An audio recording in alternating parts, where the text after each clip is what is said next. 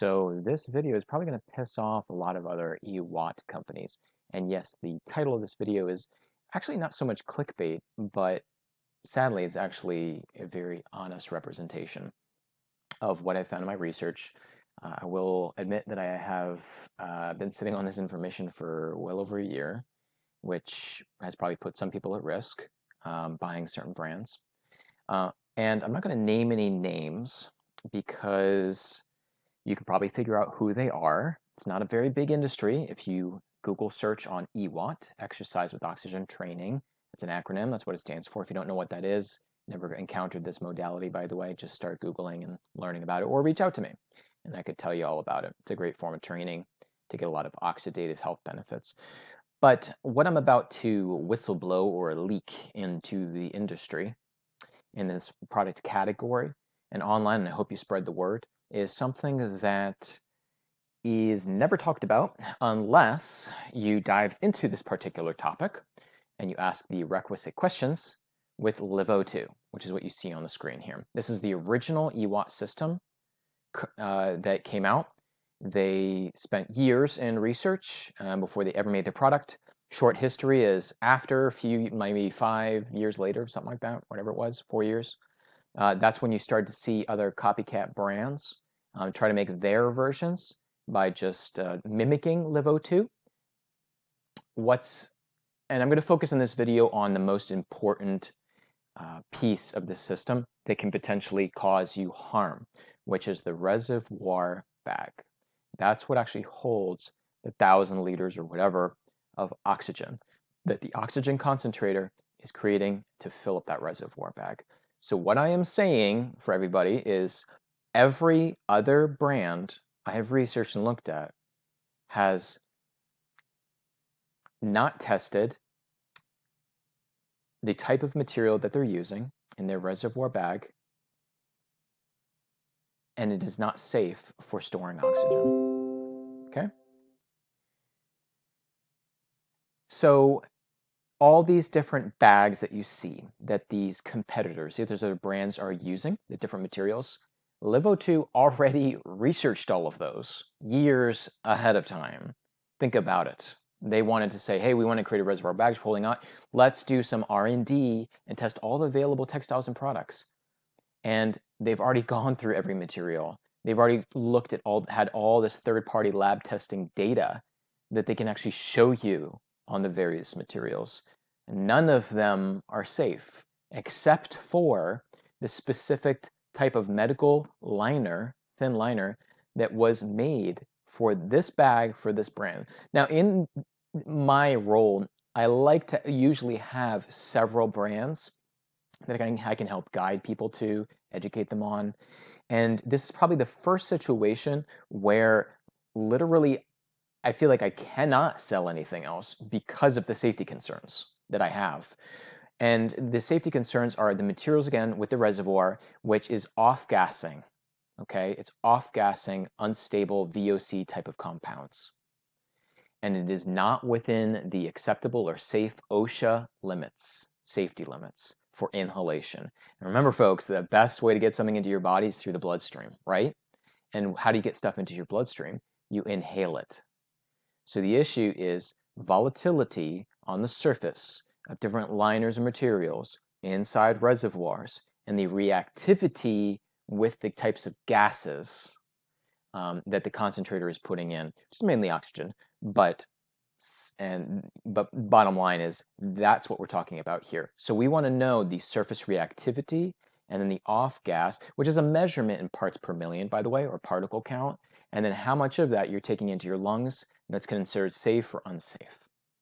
So I'm going to break out my notes here. If you want to hang on, we can dive a little further into this. All right.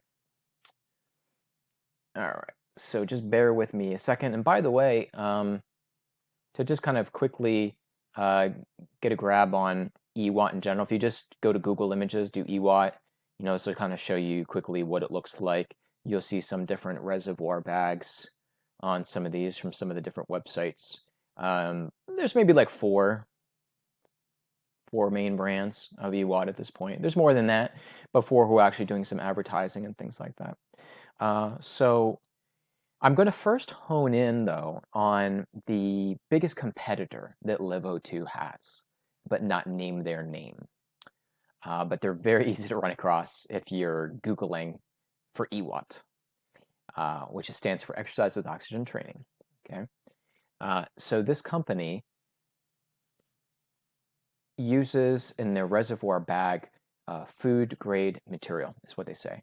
That is FDA certified, non-toxic. Okay, and that's supposed to make you feel all warm and fuzzy. And they, well, certainly that must be safe. Okay, so if we Google the term food grade, first the materials, obviously the reservoir, right? And it needs to be non-toxic and safe for consumption. They're giving you an example, which is a good one. Food grade silicone is exposed to hot or acidic food. No harmful chemicals can leach out of the silicone into that product. Okay, so generally we're dealing with, when something is food grade material that's been tested for reactivity to food that it comes in contact with. Okay, but what food grade material is not tested for is for use in other situations where some other sort of chemical or product or whatever it is going to be stored inside of it. In other words, this FDA food grade material in, for example, a reservoir liner to hold oxygen has never been tested for that. And in fact, the materials used in food that are normally food grade are designed, let me see here, let me scroll down here. Just bear with me 1 second. I'm trying to look on 2 computers at the same time. Yeah, so 2 things is, the one that wasn't tested is the air reactivity and oxygen reactivity of a food grade material. Again, it's designed for storing food, not air. And then 2, also, the temperature that the air can potentially get to inside of a room, or that material mixed with the air. Do you see what I'm saying? In other words, if you're going to use a material specifically for EWOT purposes, wouldn't you want to test that material for EWOT purposes? I have to laugh because this is like, isn't that kind of like logic business R&D 101, right? But instead, we've just purchased food grade material. So here's the thing is, your reservoir bag that is food grade safe and FDA certified is totally appropriate for eating some pizza one day and then wrapping that pizza up and stashing in your refrigerator. It's perfectly acceptable to do that. Okay, that's what's actually been tested for in lab, and that yes, the FDA has been involved. Hey, that's all well and good. Great, congratulations. Maybe you can even store some OJ in there. The point is, it's for food. So this is the level of research, folks, that you really have to get into to really know if some of these products are safe. And so the third-party tests, and they do exist actually, on testing food grade, but not by the main company that I'm talking about that uses the food grade reservoir liner, but LiveO2 has done the lab tests on that material, of course, when evaluating it. And there were certain concerns that had to do with what was coming out into that air. Now, the other aspect of this other brand that uses the food grade liner is when you're looking at the reservoirs in general now, and with long-term durability, and again, also potentially the off-gassing VOC particle count, is how the reservoir is created or how it's sealed along the seams. And there is a reason that LiveO2 has seams that, or the reservoir is not completely sealed. So if you like put oxygen into that reservoir, you fill it up in their bag, it's not going to hold on to that exact amount that you filled up indefinitely for some long period of time. It's going to slowly seep out of the bag because it's more like woven seams along the edges, folded and then woven. Now, the other main competitor will say, oh, what a ridiculous design, but they don't really care to mention exactly why LiveO2 decided to weave in the seams instead of sealing it. Now, the other main competitor, biggest competitor, will actually do radio welded, seams. What that does is that creates a heat destabilization of the molecules in the liner, in the food grade liner. And the issue with that is those particles, the destabilized molecules, Now those can emit inside of the reservoir. And the fact is that that reservoir is completely sealed. So the question is then how much was destabilized and is off-gassing at a greater rate? And how much of that is really able to escape? Well, if it's totally sealed, one thing we do know for sure is it's escaping into your lungs. But it's not going out through any side seams of the bag or anything like that, because that bag is sealed. Now, the other issue with completely sealing a bag like that, like a balloon, if you will, is that there's no air circulation, which ties into my previous point. There's no air circulation through that bag, even though it's very slow in a LiVo2. But part of the reason for that air circulation is that if there is any reactivity, any molecules in the air of some compounds that are not good for you, some VOC, something like that, then that has a chance to circulate out of the bag, okay? So let's see if we can zoom in on a bag here. And just so, you know, if you've never seen this product before, so that's what I'm talking about here, okay? I'm talking about this thing here. And then along the edges, you obviously have your seams, so on and so forth. You can also hang this on a wall if you don't want to hang it on a frame, by the way. But so most other companies will seal this completely along the edges, okay? So once it inflates, then the issue is there any moisture or stale air that's left in that bag if you don't completely deplete it? I'm talking about other brands, not LiVo2. So in the case of when you seal it, is there going to be any buildup of moisture potentially in there? Is there going to be any stale air in there? What else is going on? As you know, indoor air quality can become poisonous if there's not enough circulation of air. That's a well-known fact. Generally, we always want to circulate air, regardless of even if there's VOCs being emitted or something like that. You know, it's just a good practice. So let's move on here. I'll go back here. So the actual lab test, let me tell you what that is called here. My notes are just like all over the place. So one thing that in the R&D process, when we were looking into reservoir bags, this company, LiVo2, is it wasn't just the material itself, but also they were looking for a material that was like a quarter of the thickness of what most of the textile companies were producing. And the issue is that the thicker that material is, they were finding that the parts per million and the reactivity of what ends up inside of the air, the volatile compounds, was just too high. So there was a lot of time and a lot of money to find a material out there that could be made thinner, essentially. And there's even medical plastics, by the way, a little chat popped up. There's even some medical types of plastic, medical purpose plastics, that were not acceptable. You think, oh, well, this is medical safe, or this could, you know, and it's used in so many different, yeah, basically medical situations where it's interacting with wounded parts of a person's body or their skin. And you think, oh my gosh, once again, FDA certified, this seems extremely safe. No.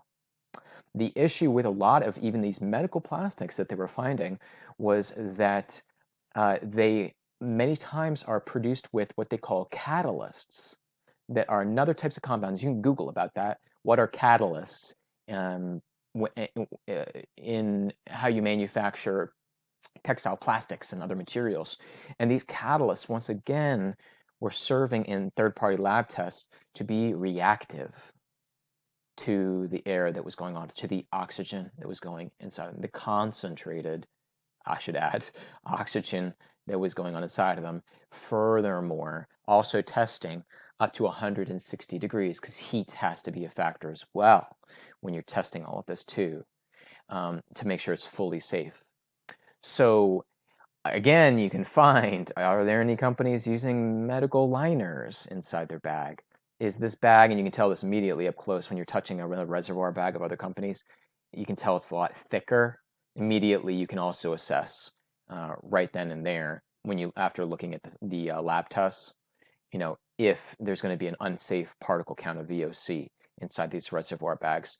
So I'm sure this will probably annoy some of these other companies, but you know what? That's fine. Now you know, and I think you, the consumer, when you're talking to those companies, should say, hey, I see you're using this material, or tell me what material you're using. Show me, document, show me the manufacturer, and show me the material that you're using. Now, I'd like to see the third-party lab tests that are showing that if I put oxygen in here, maybe some moisture, things like that, and maybe it's a hot room that I'm in, I want to know for sure what the actual VOC particle count. I want to know if it's safe, if there's any VOCs inside of that air that I'm inhaling and what those levels are. And if they're like, oh gosh, I don't know, but yeah, of course it's safe, or the levels are blah blah blah, or no, there's no need to do that, or that information doesn't exist, or whatever the answer is, that information does exist. Okay. And again, most of these companies that are producing these textile materials that these reservoir bags are being made from, they have different sets of criteria for testing the safety or the durability, the volatility. They are not testing those materials for EWOT purposes. I hope that is clear. So whatever other companies say, they get them from manufacturers, and the manufacturer said, they tested it and blah, blah, blah, blah, blah. Did they test it for EWOT applications of storing concentrated oxygen? Yes or no? Did they know that you were going to weld the seams with some heat and destabilize the molecules? Did they test that as well? Yes or no? And then don't take their word for it. Do you have third-party proof substantiating your claims? Yes or no? So that's it for now. Thanks for hanging with me on this video. I'm sure it's probably a simple concept to understand, but I feel like I needed to really make it as clear as possible, because ultimately most of these companies are deceiving consumers. That's a fact. And I'm the only one currently publicly talking about this with these other ones. As far as making your own EWOT bag, you look at the price point, and this was reduced to actually $300, which is actually now a great price point for a LiVo2, even better than before. But if you're thinking, oh, I can just make my own, for $400, yes, you could make your own for $400.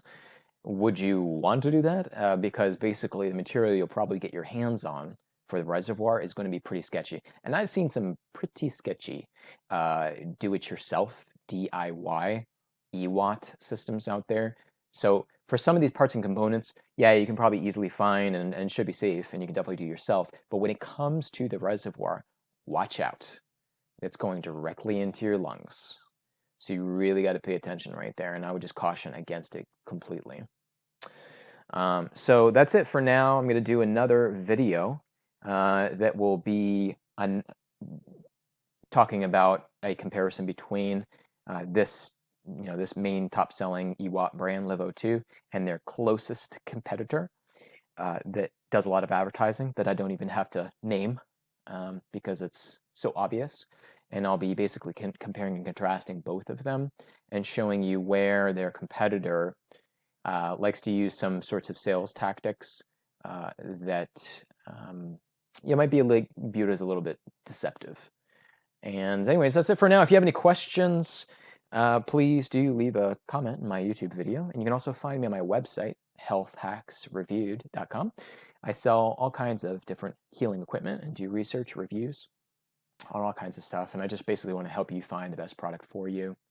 In the case of EWOT, honestly, I've only found one safe brand, but with other industries and categories, a lot of times I'm aligned with multiple companies, multiple brands, and some have advantages or disadvantages, and safety is not such a concern. But anyways, thanks for taking the time to watch this video, and I hope this helps some of you in your purchase decision. And if you want to support what I do, please, if you want to buy an EWOT system, I would appreciate ordering directly through me, as I am a dealer, and that is definitely a way to make more of a fair energy exchange for my time and my research and what I do consulting with people versus purchasing directly, calling up their 800 number and buying from the company directly. Anyways, I would appreciate your order. Thanks.